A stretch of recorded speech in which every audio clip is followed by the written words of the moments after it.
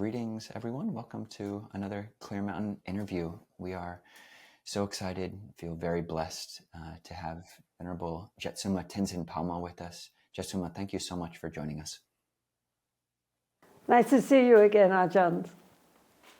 So I'll just read a quick bio for anyone who doesn't know you, one or two people. So Jetsunma Tenzin Palmo was born Diane Perry in England in 1943. Inspired by Buddhism from a young age, she traveled to India in 1964 and was ordained as one of the first Western Tibetan Buddhist nuns by His Holiness the 16th Karmapa in training with the 8th Khamtrul Rinpoche. She subsequently undertook a strict 12-year meditation retreat in a remote Himalayan cave. Returning from retreat in 1988, she began teaching internationally at the request of her late teacher. In the decade that followed, honoring his wish to establish a nunnery, she founded Dongyu Gyatso Ling, DGL, which now houses over 100 nuns. Recognized for her spiritual accomplishments, she received the title of Jetsunma, Venerable Master, from the Drakpa Kagyu head in 2008 and continues working to promote female monasticism in Buddhism. In her 1998 biography, Cave in the Snow by Vicki McKenzie, it is a must-read. In addition to supporting the nunnery, Jetsunma also supports the Alliance of Non-Himalayan Nuns, Sakyaditi, the International Association of Buddhist Women, and the International Network of Engaged Buddhists. So we thought today that we would take a deeper dive into a text called Atisha's Lojong, Root Verses on Training the Mind. Jetsunma, could you just tell us a little bit about Atisha's verses for training the mind? It's a new text to us, but we really love it, but would like to hear a bit more about the background of it. Lojong, the basic Lojong idea is that we take everything which happens to us, the good things and especially the difficult things, and through training our response to be, full of wisdom and compassion and patience rather than annoyance and depression and self-pity, we are able to take whatever happens to us, whatever circumstances and people that we meet with, and take everything onto the path. So that even if people are very difficult for us, we should regard that as being a good opportunity for us to cultivate patience and understanding, which if we are only with people we like, we don't get a chance to, like I always say, it's like going to a gymnasium where you have to get on those machines which are challenging in order to strengthen our muscles. If we just get the easy ones, then we won't improve. So it was very important at that time, especially, for people to recognize the fundamental point that our life depends not only on what happens to us, but how we respond to what happens to us. So, Venerable, we wanted to speak about the first verse, the supreme, I believe it's the supreme understanding is to realize the meaning of selflessness. And would you be able to speak about the dream you had involving the Samsaric prison as, relating to this idea of giving up the self and self-interest? It's one of the most powerful illustrations I've heard you speak of before. Well, I don't remember how it connected with selflessness, but my dream was of this huge, endless prison in which we were all trapped. And some people were in the penthouse suites and, sort of drinking and partying and having a good time. And then others were working, others were arguing, others were laughing, all the way down to the dungeons where people were in total despair. But what in the dream came to me so strongly was that whether in the penthouse suite or in the dungeons, we're all in prison. And our positions in that prison can change any time, so that the people up will be down, the people down will be up, but wherever we are located, we are imprisoned. And so therefore the obvious solution was to try to get out. And in the dream, there was this river going by, well, like a kind of channel. It wasn't a big river. And I was trying to get people to come. Let's get out of here. Let's leave. And everybody said, nah, it's not so bad here. It's okay. Really, what do you expect? And also they said, leaving is very, very difficult. And it's better just to make your home where you are. But eventually, do you want me to go on? Please. Eventually, I persuaded 2 or 3 friends, and they said, well, if you try to escape, we'll escape too. And then there was this kind of canal running through the prison. And there were guards on either side, but when we saw this small boat, they didn't try to stop us. I thought they would try to stop us, but they didn't. We just got in the boat, and then we got outside of the prison, just like that. But there was a road running parallel to the prison. So then I started running. And I was running and running and running. And on my left side there, you could see all these windows lighted up in this huge building. And again, people laughing, people crying, people fighting, people loving, whatever. Or every window was a vignette. But it was endless. And I thought, they were right. This is not such a good idea. I'm just exhausted, and this prison is endless. And then I thought, let's go back. And then I thought, no, if I go back, they also will go back. So for their sake, I have to keep running. And so when I thought that, then suddenly the prison ended, and there was another road going across. This road was going like this, and this road was going like that. And so we went on from that. And I walked up. There was these houses, like suburbia, very nice houses with nice trees and lawns and flowers, and very nice. So I went up to the first one and knocked on the door. And this lady opened it and said, oh, you've come from that place. Not many people come here from there. And then she said, now you have to go and help all the others to also get out. And I said, I can't, it's too much, I'm just me. And so then she said, no, don't worry. The idea she gave was like there was this big organization behind who were going to be helping, like a government, sort of there were different people there. So so they said they will help you. Don't worry, you don't have to do it by yourself. Or there's a whole setup here. So then I said, okay, and then I would do that, try to help all the people getting out. I did explain to her that nobody seemed to want to leave, but she said, no, it doesn't matter, we're working on it. So then after I said that I would join the organization, so to speak, then I woke up.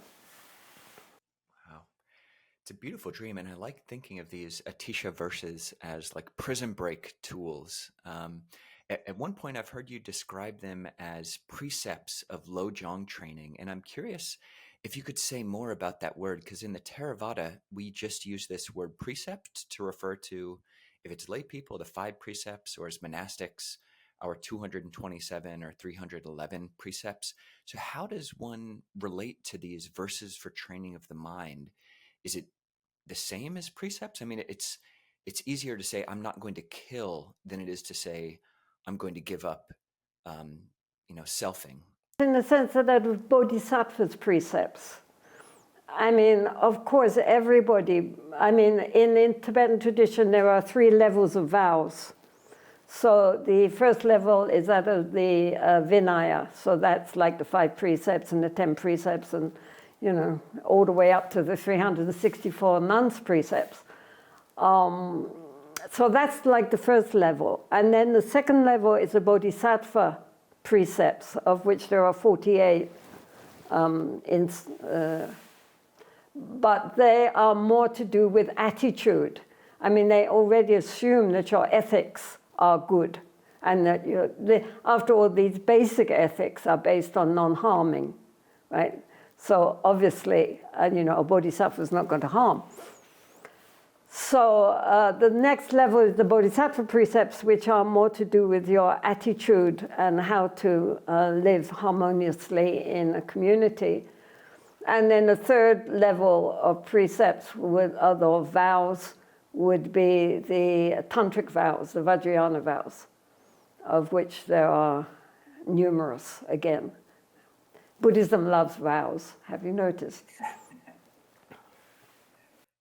Venerable, on the first verse, that the supreme understanding is the understanding of selflessness, you've spoken before about this moment of a glimpse of the mind and of our sort of the divine resonance of the heart, comparing the mind to the sky, and how much of practice can be looked at as following that glimpse, trying to come back or remember it at least. What is that glimpse? Is it, equivalent to Theravada stream entry, or is it just? I think so. I mean, if you look at it in Zen, they have that Kensho moment when you suddenly it's like the thick clouds parting, there's the sky, then it covers up again. But now you know that all our conceptual thinking mind is just fooling us, really, that we are believing in something which is not worthy of belief. And so in that moment of recognizing our pure consciousness, I think it's the same as a glimpse of nirvana. I mean, after all, ultimate reality is ultimate reality. It can't be ultimate reality for one and a different ultimate reality. Then it's not ultimate, right? I mean, we must, all of us, not just Buddhists, but Hindus and Muslims and Christians, when you get to the great mystics, we must be talking about the same thing. Because otherwise, how many ultimates do we have? I mean, it has to be that we actually realize and recognize a level of awareness and of consciousness beyond the conceptual. But then we have to describe it in whatever terms we used in a way to get there, right? So then sometimes it sounds different, but actually, really, we're just looking at the same thing from different angles. Thank you. And for those of us who are still trapped in this prison, or maybe doing our best to run alongside it, I mean, when we talk about the vision of the ultimate or the nature of mind, it can seem distant and intimidating. What would you say to a layperson or even a monastic who just hears about stream entry or the glimpse of the true nature of the heart and mind and thinks it's beyond them? Well, the Tibetans say that the nature of the mind, this ultimate nature of the mind, Dhammakaya, is so close that we don't see it. They say it's like the eyelashes. They're so close that the eye doesn't see them, and the eye is looking out and doesn't see something because it's too close. So basically what they're talking about is this level of underlying awareness that we all have, because you can hear me and see, and I mean, we're conscious, but we're not conscious of being conscious. And that's the problem, that we can't just relax and just recognize what is already there, but we're overlooking it because we're looking at something much more exciting. In fact, sometimes they say that it's so ordinary. In the Mahamudra, it's called the ordinary mind. It's so ordinary that we don't recognize it. So, like space, right? And because space is everywhere, but because you can't see and grasp it and taste it and touch it, we don't recognize it. But nothing could exist if it wasn't for space. Nothing could exist if we weren't conscious. It's also a level of knowing before the dualistic split into knower and known. You understand? So it's always there, but we get trapped in our dualistic thinking.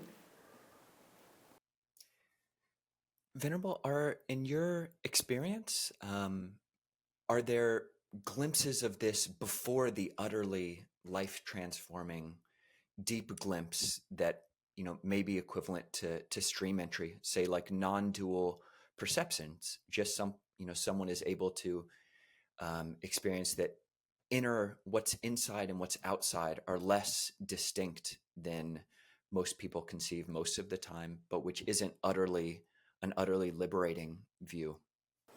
Well, actually, a lot of people do get a realization, nature of the mind, but usually they don't have a clue what it's about.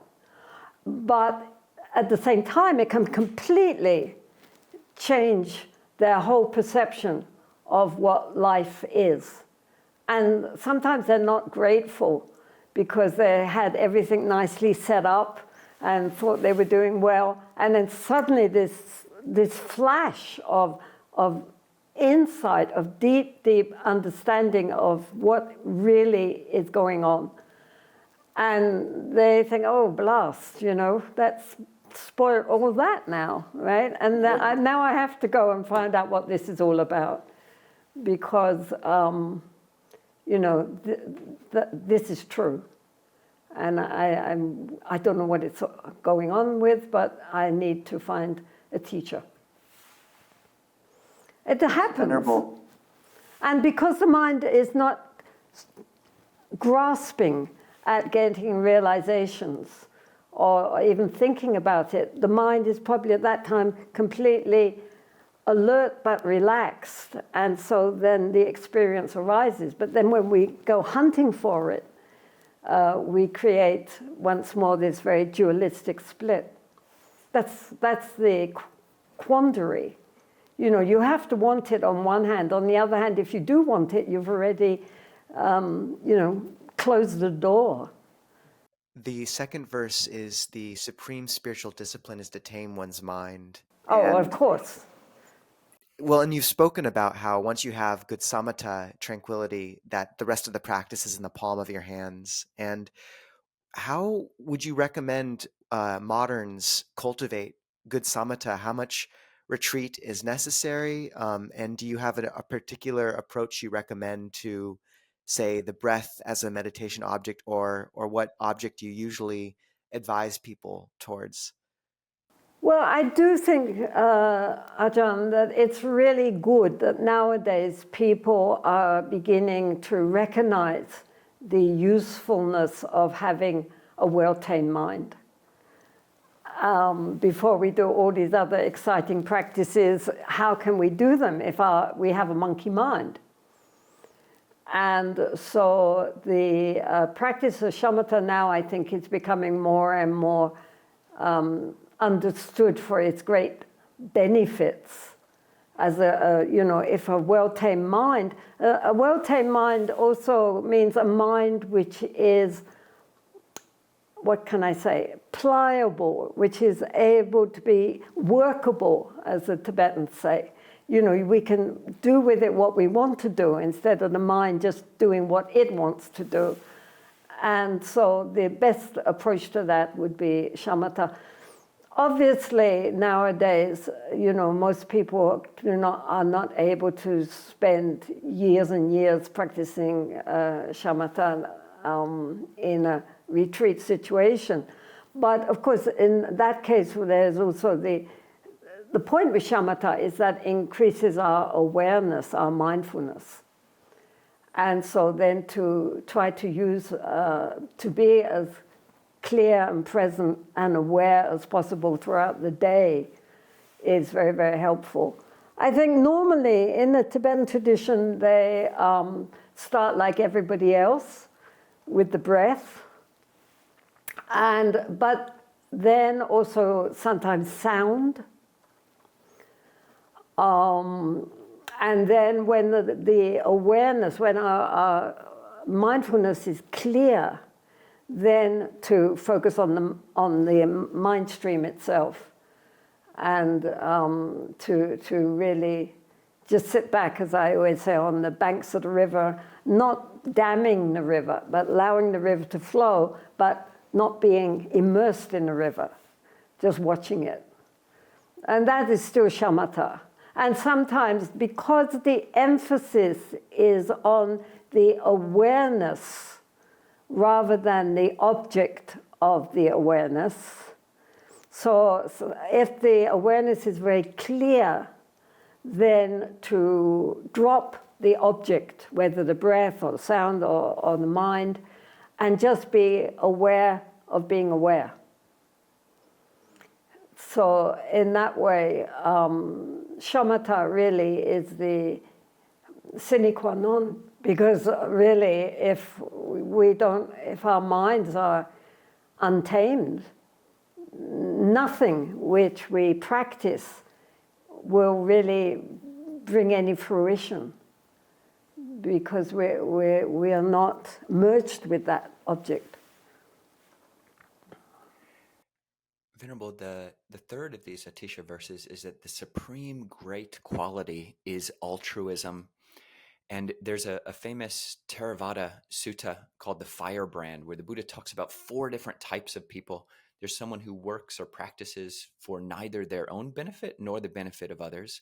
There's someone who works for the benefit of others, but not for their own benefit. There's someone who works for their own benefit, but not for the benefit of others. And then the 4th type, which the Buddha does agree is the best, is someone who works both for their own benefit and for the benefit of others. But I think there's a strong number of Theravadins who are content with this third one of working for their own benefit, but not for the benefit of others. And that the Buddha, in this sutta agrees that that is superior to working for the benefit of others, but not for one's own benefit. So what do you think about that, this kind of stack ordering, and that working for one's own benefit? Well, I think we have to do both, don't we? I mean, like when you look at the Brahma Viharas, right? The Buddha said you start by giving, metta and compassion and so forth to yourself. And then from that to those you love, are indifferent towards, don't like, and to everybody. But we have to start, I think, really, by making friends with ourselves. And of course, we breathe in and then we breathe out, right? I mean, we don't always keep breathing in, otherwise we'll, suffocate. So we give to ourselves, and then we share that with others. I mean, people who are like social workers and very kind, good-hearted people, giving, in the end they burn out. Right. It becomes overwhelming. And so it's very important not only to give out to others, but also to give in to oneself, and be, that way there is a balance and one can keep going. It's like, with a mobile phone, you have to plug it in and recharge, right? If we just keep using and never recharging, then it goes flat. So, I mean, the skillful way is to breathe in and breathe out. Venerable, I believe 9th verse is the supreme generosity is non-attachment, And I'm curious who you feel has embodied this most in your life, or if you have any impressions from the teachers you've studied with or been impacted by about this quality of supreme generosity, of non-attachment. Person that comes immediately to my mind when you say that was a Swami, a Hindu monk whom I knew. And he lived in he had an ashram, but made of mud brick. And he just wore, like many sadhus do, just a very simple cotton robe. But this was many, many years ago, before India allowed in any luxury goods. It was a time when there really was nothing much for electrical equipment or any kind of gadgets and things like that. They didn't have any of that, and people would bring them in when they came.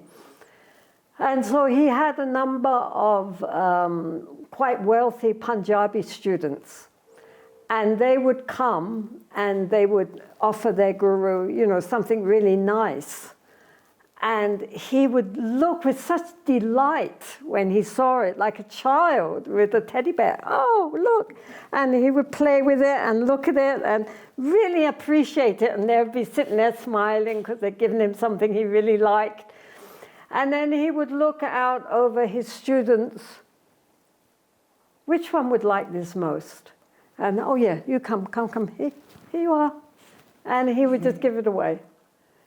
But to my mind, that was so beautiful. He didn't say, oh, don't give me these things. I'm a sadhu. I don't, care about mundane things. He showed delight. So they were happy, his sponsors.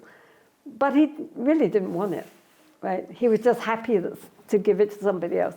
So that's my feeling, is that this not having sticky fingers. One of the trainings is that the supreme conduct is to be in disharmony with the world. And at first I thought that was a misprint. I know, everybody does. Yeah. But so what does that mean? How does one do that? I mean, it is like as you are living in disharmony with the world. Come on, Ajahns. Yeah, no, totally. No, I love it. But how does someone, outside of a monastic context, do that in a way which is healthy and not antisocial? Yeah, no, I think what he meant, because everybody goes, huh? When they read that one. I think Atisha had a good sense of humor.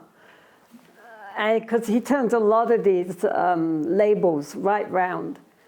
But I think what he meant was to be in disharmony with the values of the world.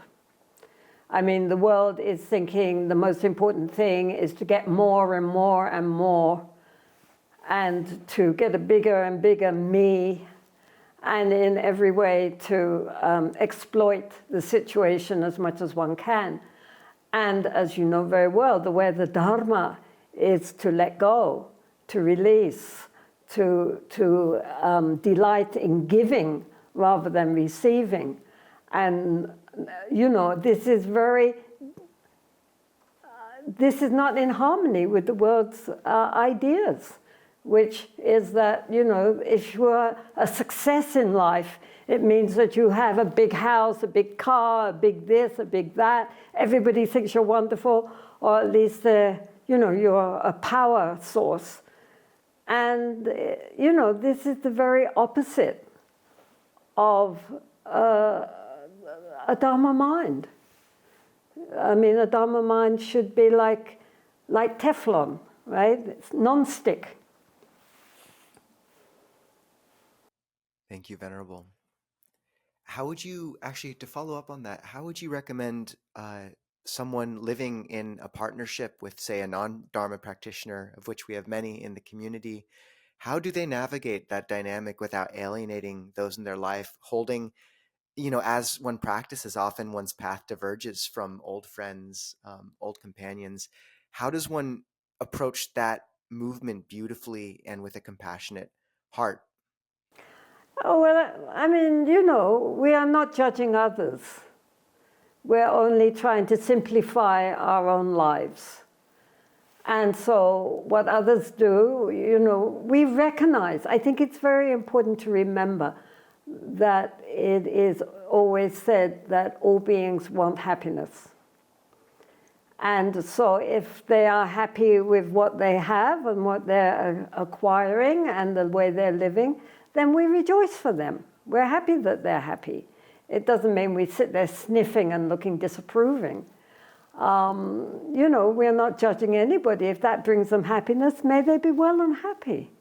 But for ourselves, we see a different way to go that is calling us, which speaks deeply to our heart. And from our heart, it reaches out to our speech and our conduct. But because we are doing this doesn't mean everybody else has to do it too. I mean, even in the time of the Buddha, there were a lot of people who didn't agree with him at all. And, it didn't trouble him. They could do what they wanted to do. He would do what he felt he wanted to do. And so that's it. I mean, we're not judging others, but we ourselves are trying to clear the path so that we can keep walking. Venerable, one of these teachings is the supreme accomplishment is the continual decrease of unwholesome, disturbing emotions. And you tell this story about this, I think it may be 13th century practitioner, Gyalwa Gotsangpa, who's, yeah. So his father dies. He was raised by his father dies, and then he makes a vow that I will never again be sad. And is that feasible? I mean, how much how much strength of mind? I mean, how does one do that without just fooling oneself or kind of just hiding parts of their psyche from themselves? Well, I think for the average person, it's a little optimistic. But Gotsangpa was very extraordinary. He lived for years in Ladakh on stones because he was up in a cave and there was no food. So the Tibetans have a thing called doitrian, taking the essence from certain stones. So you kind of suck them, and he lived for years like that. I mean, he wasn't just, any old guy. He was very special. But he made the determination that he, because he grieved so much, it was so painful for him when he lost his father, because they were going on pilgrimage together and they were very close. And he just felt so much pain at his attachment that he just made a determination right there and then that he would never allow his mind to sink down into such depths of grief and attachment ever again. And so he didn't. Venerable, the verses 15 and 16 are, the supreme spiritual teacher is the one who exposes our hidden flaws, and the supreme instruction is the one that helps us to strike at those flaws. And I'm curious, speaking of spiritual teachers, if you could describe your first meeting with your root teacher, the 8th Khamtrul Rinpoche, and maybe what gave you faith in him. And if there's a story or anything that comes to mind, then obviously we'd love to hear it. Well, I mean, it was when I was in England and became a Buddhist, and then somehow or other, somewhat to my dismay, got involved with Tibetan Buddhism, which nobody knew anything about in those days anyway. This was back in the early 60s. I realized, I don't know, I look back now and think, how did I think? But I just knew I had to go to India because my Lama was there. And I didn't doubt it. I just knew he was there. I just had to go and find him. So when finally, just hearing his name for the first time, I just, as they say, faith spontaneously arose. And I asked, who is this Lama? And they said, well, yes, he's a very high Kagyu Lama, and he's coming. And we're waiting for him. So we waited all through May, and then we waited all through June, and he didn't come. And then on the last day of June, which was my 21st birthday, then he called up and said, okay, we're at the bus station. So as soon as I saw him, I didn't actually see him. I was too nervous. I looked at his brown shoes. But when I did see him, when I looked at him finally, it was really just like meeting someone that you haven't seen for a long time, like an old friend. And also as if the very center of my heart mind, the nature of the mind, so to say, Dhammakaya, had suddenly taken manifest form in front of me, that he had always been there, but now he was there. So I mean, I never felt that with anyone else. And he really was like a Buddha in so many ways. He was big, but he was very soft, very gentle, very quiet, didn't speak much, but was really very good at organizing. Because he had a community, he had a monastery, but also a lay community who had come out of Tibet when they realized he wasn't going to return to his monastery. Then a lot of the lay people also escaped and came to where he was and said, well, your Lama, take care of me. So that's why up to now, our nunnery is affiliated with that monastery and with the lay people. And so it's like a family. It's very nice. You know, we have monks, nuns, lay people, and everybody's all very interconnected with the lineage. Unfortunately, he died when he was 49, which was much too early. But the present one is now about 44. So we've got a new one, right? So. Venerable, so in the Theravada, we've got, these three refuges, the Buddha, the Dhamma, and the Sangha. And as we hear in Tibetan, there is this fourth jewel, this fourth refuge of the guru, the teacher. And I'm curious how one is to relate to that, because we don't have it in the Theravada. How necessary is it? How safe is it? How feasible is it for an average practitioner, say in the West, to find a guru with which they can hold at the same level as the Buddha, the Dhamma, and the Sangha? Is it necessary? Is it possible? Is it, safe? Yeah, I mean, in the best of all possible worlds, it is very possible. I mean, of course, we have seen some bad hiccups along the way because, once you have chosen your guru, you're supposed to see him as faultless. And of course, that can be very, very dangerous. It depends on who the guru is. The idea is that the guru, his mind is Buddha mind, as is all of us, but he knows it and we don't. His speech is dharma, and his body is as a monk or a lama, then that represents a sangha. So he represents the three jewels. Therefore, he goes first, the guru, Buddha, Dhamma, Sangha. And the idea is, and I think it's very true, but again, of course, one has to be very careful. And even in the Vajrayana, it says you should test your teacher up to 12 years. I mean, nobody really does it for 12 years, but the idea is don't just jump in as I did. First you have to really test it, like they say, like you would, a goldsmith would test gold to make sure it's pure and genuine and not a fake. So, but the idea is that if one example is like the sun shining in the sky. And the sun is incredibly, incredibly powerful. But if one put a piece of paper on the ground, The most even the hottest sun will do is to make it kind of a bit dry and crinkly. But if you put a magnifying glass between the rays of the sun and that paper, very quickly it will start to go brown and smoke and then burst into flames. So it's considered like the blessings of all the Buddhas and Bodhisattvas are like the sun, but we cannot really get all the benefit because we're so ignorant.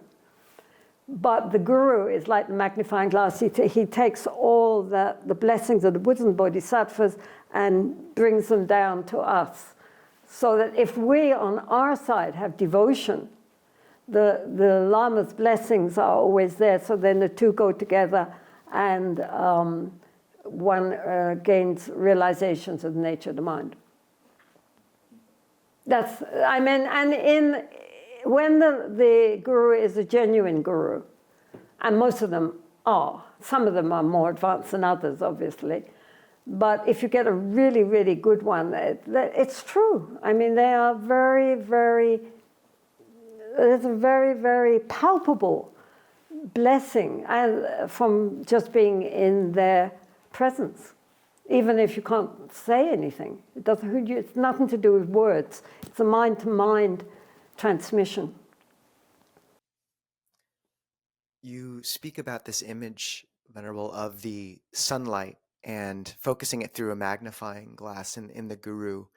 And of all the images the Buddha gave of the enlightened mind in the Pali Canon, light that lands on nothing has always been the most striking to me. And it's interesting because in terms of speaking of Nibbana and ultimate reality, in the Pali Canon, it's very, the Buddha really did leave this absence of language around that space. And yet in the Vajrayana, and I think powerfully so, you do hear about that's not a blank nothingness and it moves, or rather it doesn't move, that's the wrong way to put it, but the idea that many of these gurus are acting at least in line with that deeper resonance. As you can see, like I come up against a wall with the Theravada language and trying to reconcile it with these bodhisattva understandings. I wondered if you could help provide a bridge at all, if there is a bridge to be provided between the Theravada concept of Nibbana and the Mahayana concept of the Buddha mind.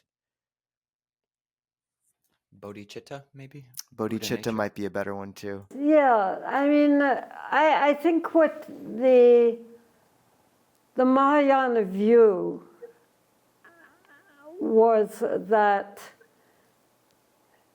at the end of the day, we have to recognize that we are here not just for our own benefit, but in order to share what we have with others. I mean, it's like a doctor. If you're a medical student, are you just studying all that time just so that should you get a cold, you'll know what to do to help yourself? No. You're doing all this study and practice in order that you can spend your life being of benefit to others. And so that whether it was simultaneous with the Buddha or later understanding, I don't know, who can say, but there was a recognition that it's in a way a contrary idea that we are trying to become selfless in order to save ourselves only. And that where is because when one realizes the nature of the mind, everybody agrees. One of the main points is this sense of the dropping of boundaries. That there's this deep inner knowing of our interconnection with everything.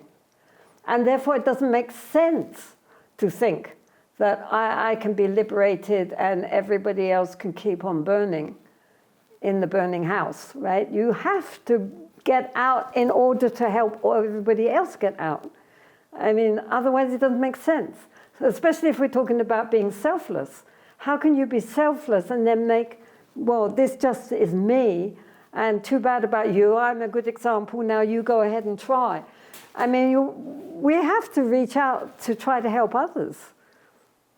And I think that was a really important recognition of our interconnection and why are we trying to gain spiritual realization and liberation, if not in order to benefit all other beings who are still caught in the prison. Thank you.